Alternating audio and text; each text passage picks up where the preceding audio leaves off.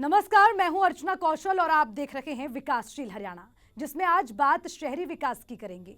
मुख्यमंत्री मनोहर लाल का दावा है कि पिछले 8 सालों में शहरों के सौंदर्यीकरण के लिए कई सराहनीय कदम उठाए गए। नगर निकाय को विकास कार्य कराने की पूरी आजादी दी गई। अब नगर निकाय अपने बजट का पूरा पैसा अपनी इच्छा अनुसार खर्च करने को स्वतंत्र है और अगर अतिरिक्त पैसों की भी जरूरत पड़ेगी तो भी राज्य सरकार की ओर से दिया जाएगा। यानी कि शहरों के विकास में पैसा बाधा नहीं बनेगी। निगम के भवन, स्ट्रीट लाइटें इत्यादि ऐसे काम जिसमें अधिक पैसों की जरूरत होती है, उसका खर्च राज्य सरकार की ओर से उठाया जाएगा। मनोहर लाल का यह भी मानना है कि इस कदम से शहरों का कायाकल्प संभव हो सकेगा। तो चलिए शुरू करते हैं विकासशील हरियाणा का सफर और जानते हैं कि गांव की तर्ज पर शहरों में विकास की रफ्तार बढ़ाने को लेकर सरकार के मनोहर सपने क्या हैं।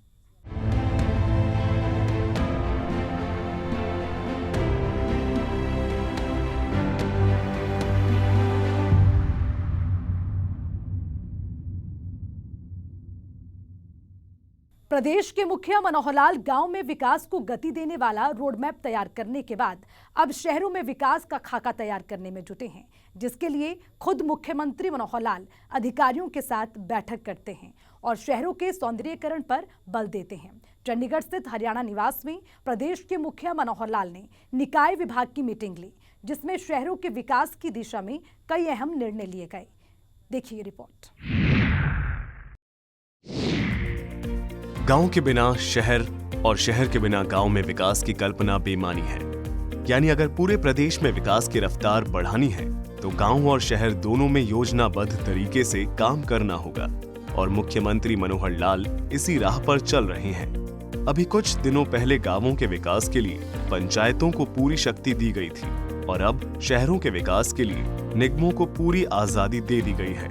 चंडीगढ़ स्थित हरियाणा भवन में निकाय विभाग के साथ समीक्षा बैठक के बाद मुख्यमंत्री मनोहर लाल ने कहा कि गांवों के तर्ज पर शहरों में विकास कार्य की पूरी आजादी दी गई है। अब शहर की सरकार अपनी इच्छा अनुसार बजट का पैसा खर्च कर सकते हैं। शहरों के विकास में आधुनिकता को बल दिया जा रहा है।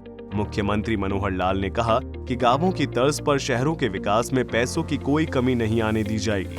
निगम के भवन, स्ट्रीट लाइटें इत्यादि जिनमें अधिक पैसों की जरूरत होती है, राज्य सरकार खुद उसका वहन करेगी। हमने पिछले कुछ सालों में ऐसी जो लोकल इकाइयाँ हैं उनको स्वायत्तता कितनी दी जाए, कितना उनको ऑटोनॉमी दी जाए, उस पर एक एक करके आगे बढ़ रहे हैं। इस बार भी शहरी क्षेत्र के अंदर हमने खास करके जैसा उनकी जो बजट्स है, जो उनकी फंडिंग है स्टेट फाइनेंस कमीशन के हिसाब से अथवा उनके अपने जो रिसोर्सेज हैं, सब कुल मिला करके तय कर दिए, उनको छूट दे दिए कि उस पैसे का उपयोग वो अपने हाउस के हिसाब से जितना जैसे करना वो कराएंगे। कुछ चीज़ें ऐसी हैं जो स्टेट गवर्नमेंट के पूरे फंड से ही हम उनको करके देंगे। जैसे विशेष तौर पर जो कार्यालय हैं उनके, क्योंकि कार्यालय बड़ा खर्च होता है उनके लिए, वो शायद अपने फंड में से नहीं कर सकते हैं। नगर निगम के और नगर परिषदों के कार्यालय वो सब सैंक्शन कर दिए हैं। इसी प्रकार जैसे स्ट्रीट लाइटिंग का कंट्रोल या वहाँ के ट्रैफिक का कंट्रोल ICCC के माध्यम से किया जाता है, तो ICCC का भी खर्चा बड़े स्थानों पर 20-25 करोड़ भी आता है, छोटे स्थानों पर थोड़ा कम रहता है, वो स्टेट गवर्नमेंट करेगी। लेकिन उसके बाद जो भी लाइटिंग का सिस्टम है, CCBM का सिस्टम है, वो सब स्थानीय इकाइयाँ अपने पैसे से खर्च करेंगी। और कुछ चीज़ें ऐसी हैं जो मिल करके, जिसको कंट्रीब्यूटरी सिस्टम है, ग्रांट सिस्टम, मैचिंग ग्रांट के रूप में हम इनको सबको देंगे ताकि वो डिमांड के ऊपर उनको दिया जा सके। 7% का पैसा जितना भी हमारा SOTR का है, SOTR पिछले साल का 6,500 करोड़ था, उसमें से 7% शहरी और ग्रामीण इकाइयों को दिया जाएगा। इसके अतिरिक्त ऑन डिमांड और भी दिया जाएगा। हर इकाई अपना अपना बजट बनाएगी और बजट में अगर उनकी आवश्यकता पड़ती है तो वो स्टेट से डिमांड कर सकते हैं। मुख्यमंत्री मनोहर लाल ने कहा कि साल 2022-23 के लिए राज्य सरकार अपने राजस्व 65,000 करोड़ रुपए में 36,000 करोड़ रुपए निगमों को दिए जाएंगे, जिसके अतिरिक्त 500 करोड़ पिछला बकाया भी दिया जाएगा, जिससे शहरी निकाय अपनी इच्छा अनुसार विकास के काम कर सकेंगे। 3600 करोड़ रुपया शहरी इकाइयों को जाएगा और लगभग 500 करोड़ रुपया अभी पिछला भी उनका बचा हुआ है, वो भी जोड़ करके देंगे। 4100 करोड़ रुपया तो स्टेट से जाएगा। और एक विषय हमने उनसे जो जानकारियाँ ली हैं 5,000 करोड़ रुपए से ऊपर राशि ऐसी है जो अलग अलग नगर की इकाइयों के पास अपना भी आज भी है, जिसका खर्च वो किन्हीं कारणों से शायद नहीं कर पा रहे होंगे, लेकिन कुछ कॉम्प्लिकेशन उनकी जो आती हैं काउंटिंग का सिस्टम में कुछ जो दिखते हैं वो आज दूर करने के लिए उनको कह दिया है। तो इस पैसे को वो खर्च कर पाएंगे, अर्थात अगले साल के लिए देखा जाए तो 9,000 करोड़ रुपए से भी ऊपर राशि उनके पास, शहरी इकाइयों के पास उपलब्ध है। मुख्यमंत्री मनोहर लाल ने बताया कि कैसे गांवों और शहरों के विकास में स्थानीय सरकार काम कर रही है और इसमें राज्य सरकार किस तरह मदद कर रहा है। एक तो सरकार के अपने जो काम हैं वो सब सरकारी डिपार्टमेंट्स अपने लेवल पर नीचे तक पहुंचाते हैं, उनको कोई कठिनाई ना आए, उसमें कोऑर्डिनेशन ठीक हो। क्योंकि जैसे शिक्षा का, एजुकेशन का है, वो अपना स्टाफ अपना काम करता है, एग्रीकल्चर अपना करता है, इरिगेशन अपना करता है, हेल्थ अपना करता है, ये सब डिपार्टमेंट स्टेट के डिपार्टमेंट है, वो सब काम करते हैं।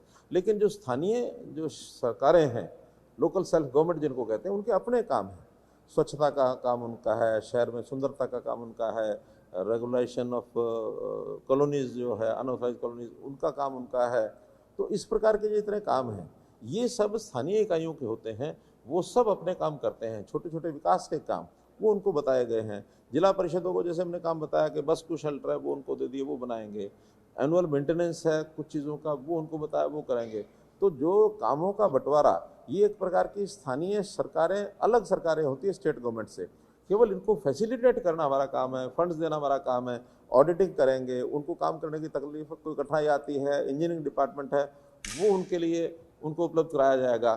तो ये सरकारें अलग सरकारें हैं, थर्ड टियर जिसको कहते हैं, इसको सपोर्ट करना, सहयोग करना, कोई कठिनाई आए उसका हल निकालना, ये स्टेट गवर्नमेंट का काम है। निकाय विभाग की बैठक में मुख्यमंत्री मनोहर लाल ने कहा कि अब नई अवैध कॉलोनियों का रजिस्ट्रेशन नहीं हो पाएगा और जो पुरानी कॉलोनियां हैं उसके रजिस्ट्रेशन के लिए कुछ शर्तें लगाई गई हैं। जो भी इन शर्तों को पूरा कर रहा है उसका रजिस्ट्रेशन हो रहा है। किसी नई अवैध कॉलोनी की कोई रजिस्ट्रेशन नहीं होगी, पहला विषय। कोई भी पुरानी जो कॉलोनियाँ, अवैध कॉलोनियाँ हैं, उनमें रजिस्ट्रेशन के लिए दो कंडीशन लगाई गई हैं, एक एनओसी और एक NDC. NDC no due certificate, वो उनको अर्बन लोकल बॉडी से लेना होता है ताकि कोई भी पिछला पैसा किसी तरफ बकाया ना हो। एनओसी वो हमारा डिपार्टमेंट टाउन कंट्री प्लानिंग देता है कि ये एरिया अब हमने ऑथराइज कर दिया है। ऑथराइजेशन की शर्तें ये हैं कि पर्याप्त चौड़ी गलियाँ होनी चाहिए, उसको अप्रोच रोड वो ठीक होना चाहिए। तो इस प्रकार की मोटी मोटी शर्तें हैं, ज़्यादा उसमें कोई बहुत नहीं है। सबके नक्शे हमने मंगवा लिए हैं। अभी पिछले दिनों में 190 कॉलोनी हमने स्वीकृत कर दी हैं, लेकिन और अभी 600, 650, 700 कॉलोनी ऐसी हैं जो पाइपलाइन में हैं। एक एक करके उसको पास कर रहे हैं, देख रहे हैं, और बाद में बहरहाल प्रदेश के मुखिया मनोहर लाल लगातार विकास कार्यों की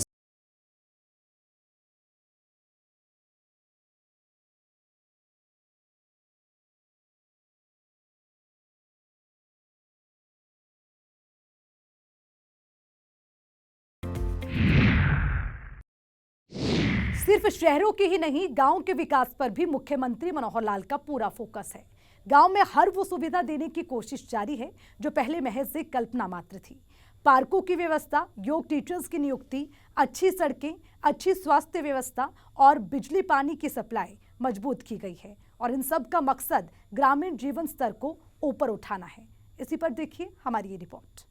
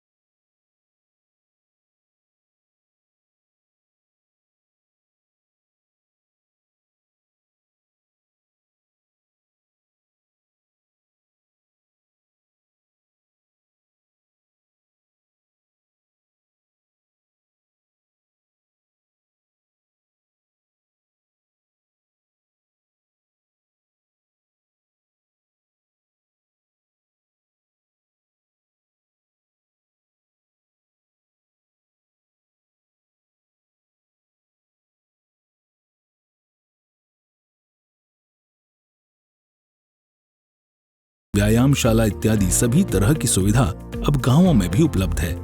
से सब काम सरकार के किसी न किसी विभाग के द्वारा किए जाने होते हैं, लेकिन अनुभव में आया है कि उन कामों को ज़मीन पर जो योजना बनती है वो उतरती नहीं है, और अगर कहीं रिपोर्टिंग में आ भी जाता है तो भी वास्तविकता से वो अलग होता है। हम चाहते हैं कि सरकार के साथ जुड़े हुए जो प्रथम श्रेणी के जितने भी अधिकारी हैं स्वयं जा कर के उन चीज़ों को अपनी आंखों से देखें और उसकी रिपोर्टिंग करें, और उसके बाद सरकार जो है जहाँ कोई कमी है विभाग उस हिसाब से उस कमी को दूर करे, अपेक्षा ये है। किसी भी प्रदेश के मुखिया का काम जनहित में योजनाएं लाना है, लेकिन उसे धरातल पर लागू करना अधिकारियों का काम है। सरकार की योजना के मुताबिक गांवों में पार्क, व्यायामशाला बने हैं या नहीं, अगर बने हैं तो वो किस रूप में है, वहां ग्रामीणों का जाना होता है या नहीं, अगर कोई पार्क निर्माणाधीन है तो क्यों है, पार्कों का रखरखाव ठीक ढंग से हो रहा है या नहीं। प्रदेश के मुख्यमंत्री मनोहर लाल खुद इन सभी बातों पर बारीकी से ध्यान रखते हैं और समय समय पर अधिकारियों को दिशा निर्देश जारी करते रहते हैं। सरकार के किसी न किसी विभाग के द्वारा किए जाने होते हैं, लेकिन अनुभव में आया है कि उन कामों को ज़मीन पर जो योजना बनती है वो उतरती नहीं है, और अगर कहीं रिपोर्टिंग में आ भी जाता है तो भी वास्तविकता से वो अलग होता है। हम चाहते हैं कि सरकार के साथ जुड़े हुए जो प्रथम श्रेणी के जितने भी अधिकारी हैं स्वयं जा कर के उन चीज़ों को अपनी आंखों से देखें और उसकी रिपोर्टिंग करें, और उसके बाद सरकार जो है जहाँ कोई कमी है विभाग उस हिसाब से उस कमी को दूर करे, अपेक्षा ये है। ग्रामीण जीवन में आंगनबाड़ी केंद्र की अहम भूमिका होती है। सरकार की ओर से इस पर सालाना करोड़ों रुपए खर्च किए जाते हैं, लेकिन आंगनबाड़ी केंद्र ठीक ढंग से काम कर रही है या नहीं, वहाँ पानी, शौचालय की व्यवस्था ठीक है या नहीं, बच्चों और आंगनबाड़ी सेविका के लिए बैठने की अच्छी व्यवस्था है या नहीं। मुख्यमंत्री मनोहर लाल इन सभी बातों का ध्यान रखते हैं और कहीं कमी पाई जाती है तो उसे जल्द दूर करने के लिए अधिकारियों को निर्देश देते हैं।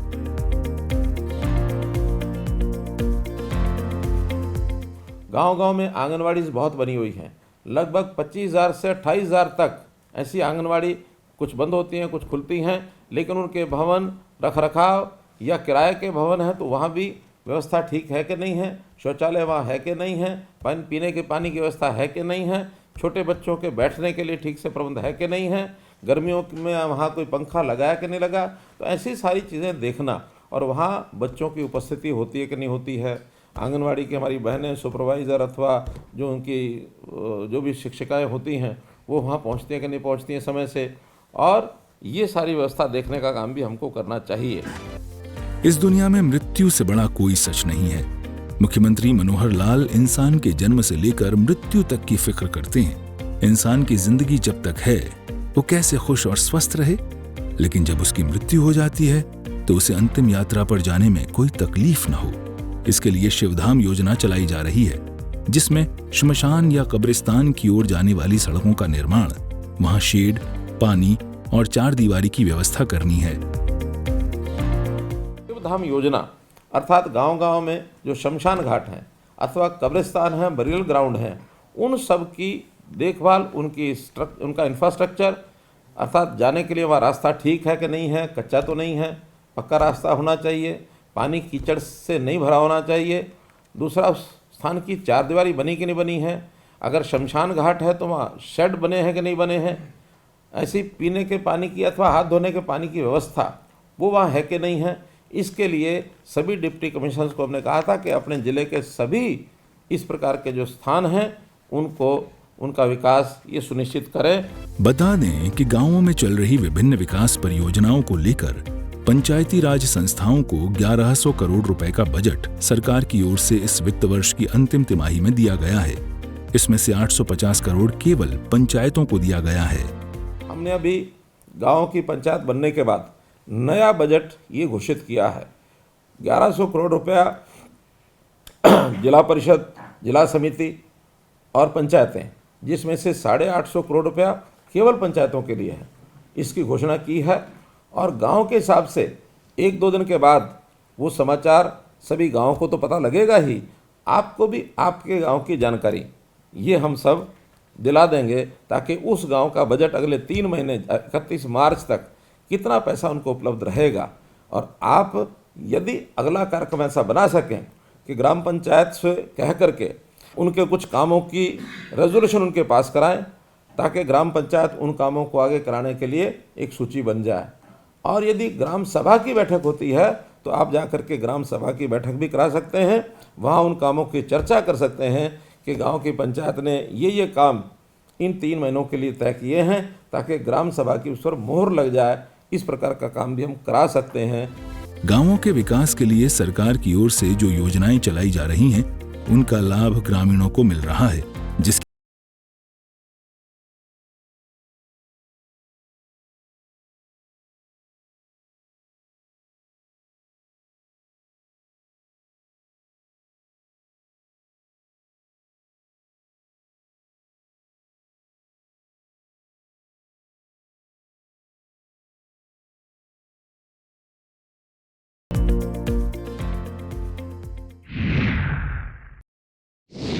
जहां कुदरत की अपनी छांव है, जिसे अपना कह सकूं वो मेरा गांव है।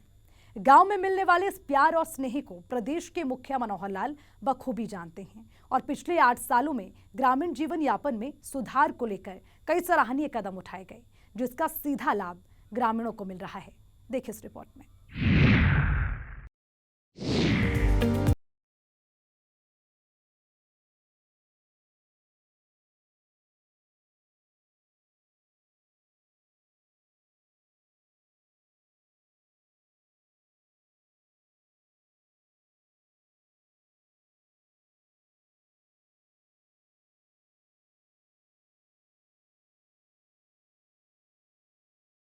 पास पैसों की कोई कमी नहीं है और इसमें परिवार पहचान पत्र बेहद कारगर कदम साबित होगा। इसके जरिए किसी भी परिवार का पूरा ब्यूरो रखा जाएगा ताकि उसे जरूरत के हिसाब से मदद की जा सके। ग्रामीण क्षेत्र के लोगों के जीवन रचना में कैसे हम उनको आगे बढ़ाएं, कैसे उसको स्तर को ऊंचा उठाया जाए, तो परिवार पहचान पत्र के माध्यम से हमने सारे काम करने शुरू किए हैं। हर एक परिवार का एक पहचान पत्र बन चुका है, जिसके माध्यम से इस परिवार का सारा डाटा, चाहे परिवार के सदस्यों की आय है, आयु है, अथवा वो क्या काम करते हैं, और भी कोई परिस्थिति किसी प्रकार की होगी, वो सब जानकारी रख करके उनकी आवश्यकताएं, खास करके बीपीएल परिवार जो 1,80,000 रुपये से नीचे की आय जिनकी है, ऐसे सब परिवारों की सहायता करना ये हमारा सबका काम है। इन बीपीएल श्रेणी के लोगों को राशन कार्ड ये भी सुनिश्चित मिल जाए, इनके परिवार के हर सदस्य का एक आयुष्मान भारत का अथवा चिरायु हरियाणा का कार्ड ये उनका बन जाए, ताकि किसी को भी बीमार होने पर 5 लाख प्रति परिवार प्रति वर्ष ये सहायता उनको मिल सके। बीपीएल परिवार के एक सदस्य को रोजगार मुहैया कराने को लेकर मुख्यमंत्री अंत्योदय परिवार उत्थान योजना चलाई जा रही है, जिसके तहत गरीब परिवार के एक सदस्य को रोजगार उपलब्ध करवाया जा रहा है। इसमें ग्रामीण क्षेत्र के लोगों को कैसे आगे बढ़ाएं, खास करके जो गरीब परिवार हैं, उन परिवारों में किसी एक युवक को या परिवार में जो भी काम करने वाला व्यक्ति है, उसका रोजगार उसको मिल सके, वो काम करने लग जाए, उसकी आय बढ़े, ये सब काम हम कर रहे हैं। खास करके जो कम आय वर्ग के लोग हैं, ऐसे परिवारों में ज़रूर हमको जाना चाहिए। हर बार महीने में अगर एक बार जाते हैं तो 5 परिवार 10 परिवार उनके घर जा कर के उनको कुछ ना कुछ हम गाइडेंस दे सकते हैं कि किस प्रकार से वो आगे बढ़ाए। बहुत योजनाएं सरकार की ओर से चलती हैं, जैसे मुख्यमंत्री अंत्योदय परिवार उत्थान योजना, कैसे गरीब परिवारों के घर से एक व्यक्ति को रोजगार कैसे दिलाया जाए। हम लगभग 550 कैंप लगा चुके हैं। अगले महीने से इन कैंपों की और भी आगे उसको जारी रखा जाएगा। किसी भी देश और प्रदेश के मुखिया का काम है हर परिवार की वस्तु स्थिति को ध्यान में रखना, ताकि उसकी जरूरत के हिसाब से उसकी आर्थिक मदद पहुंचाई जा सके। मुख्यमंत्री मनोहर लाल इस मामले में अव्वल साबित हो रहे हैं। एक जानकारी साझा करते हुए मुख्यमंत्री मनोहर लाल ने कहा कि कुछ ऐसे भी परिवार हैं जिन्होंने अपनी सालाना आमदनी मात्र 25,000 रुपए बताया है, और अगर ये सही है तो उसकी जीविका कैसे चलती होगी, इसकी फिक्र करना सरकार का काम है। मनोहर लाल ने कहा कि ऐसे सभी परिवार की पहचान कर सही रिपोर्ट सरकार तक आनी चाहिए, ताकि उसकी मदद की जा सके। परिवार कहते हैं कि हमारी 25,000 रुपये तक ही वार्षिक इनकम है, ऐसे परिवारों को ज़रूर उसमें से निकालें, गांव के परिवारों से, ताकि हम वो 25,000 से नीचे वाले इनकम के परिवार कौन हैं, क्या वास्तव में वो 25,000 से नीचे हैं या नहीं है। अगर 25,000 से नीचे हैं तो महीने का सिर्फ 2,000 रुपये उनको मिलता है। 2,000 रुपये में सामान्य व्यवस्था भी परिवार की बनती नहीं है, तो उनका गुजारा कैसे आखिर होता होगा, उनको कैसे हम आगे बढ़ने के लिए प्रेरणा दे सकते हैं। कुछ छोटे परिवार हैं जिन्होंने अपने आप को सिंगल यानी मेंबर फैमिली, एकल सदस्य परिवार ये घोषित किया हुआ है। ये भी एक वास्तव में एक ऐसी श्रेणी है जिसके ऊपर पूरा हमारा ध्यान रहना चाहिए कि क्या वास्तव में वो एकल सदस्य परिवार है या कहीं परिवार का विभाजन करके और उसने अपने आप को अलग परिवार दिखाया हुआ है। बहुत से लालच भी काम करते हैं, वो लालच काम न करें। वो सदस्य किसी परिवार का यदि सदस्य है तो उसकी रिपोर्टिंग भी करनी चाहिए कि किस परिवार का ये सदस्य है, और वास्तव में सिंगल मेंबर है तो उसका कैसे सिस्टम चल रहा है, इस पर जरूर हम ध्यान करें। सरकार की योजनाओं का लाभ गरीबों को मिल रहा है या नहीं, इसे देखना अधिकारियों का काम है। लिहाजा मुख्यमंत्री समय समय पर ए ग्रेड के अधिकारियों को गांवों में जाकर ग्रामीणों से तालमेल बिठाने का निर्देश देते हैं और उन परिवारों की ओर मदद का हाथ बढ़ाने को कहते हैं जिन्हें सरकार से मदद की दरकार है। गाँव में जाकर लोगों की ज़्यादा जानकारी लेना और उनके लिए अच्छा क्या कर सकते हैं, ये तभी संभव है जब हमारे मन में संवेदनशीलता समाज के प्रति आएगी और हम गांव को अपना परिवार समझेंगे। और परिवार समझ करके मैं चूँकि सरकार का एक बड़ा अधिकारी हूँ, सरकार के द्वारा नियुक्त, तो अतिरिक्त काम के लिए एक सेवा का काम करूँगा तो मुझे आनंद आएगा। मुख्यमंत्री मनोहर लाल जब पूरे देश को अपना परिवार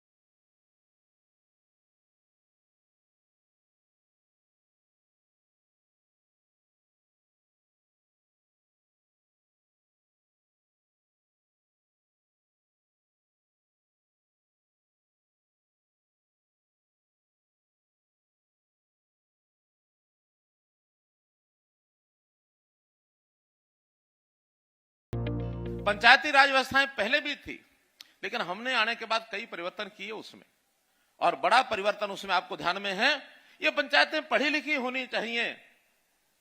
एक नियम कानून बनाया, उस कानून को लोगों ने चैलेंज किया, विपक्षी लोगों ने उसके ऊपर प्रश्न चिन्ह खड़े किए, आखिर वो हाई कोर्ट में, उसके बाद सुप्रीम कोर्ट में 45 दिन की सुनवाई के बाद सुप्रीम कोर्ट ने कहा कि हरियाणा का ये कानून बेहतर है, न केवल हरियाणा बल्कि दूसरे प्रदेशों को भी इसको लागू करना चाहिए। आखिर सरपंच, पंच, जिला परिषद, पंचायत समिति या नगर पालिका, नगर परिषद, उनमें पढ़े लिखे लोग होंगे तो विचार कर सकेंगे अपने समाज के बारे में, अपनी जनता के बारे में, वहां के विकास के बारे में। वरना पहले के समय में अधिकारी ने, कर्मचारी ने कोई गड़बड़ कर दी और लगवा लिया अंगूठा मारा, और जब बाद में उसके केस बनते फिरे, कहीं विजिलेंस की जांच हो गई, कहीं पुलिस की जांच हो गई, विभाग की जांच हो गई, और हमारा जनप्रतिनिधि कहता था मुझे तो पता ही नहीं जी, मैं तो पढ़ता जानता नहीं। इन्होंने कहा मैंने अंगूठा लगा दिया, अब मुझे क्या पता इसमें क्या लिखा। सैकड़ों हजारों हमारे जनप्रतिनिधि इस चक्कर में फंसे रहे। आज कोई नहीं फंसता है, आज सबको पता है। कहते हैं कि गांव अगर दिल है तो शहर धड़कन है। मुख्यमंत्री मनोहर लाल शहर और गांव दोनों जगह विकास को तवज्जो दे रहे हैं ताकि पूरा प्रदेश समान रूप से विकास की राह पर चल सके। हमारे साथ विकासशील हरियाणा में फिलहाल के लिए इतना ही। मुझे दीजिए इजाजत। नमस्कार।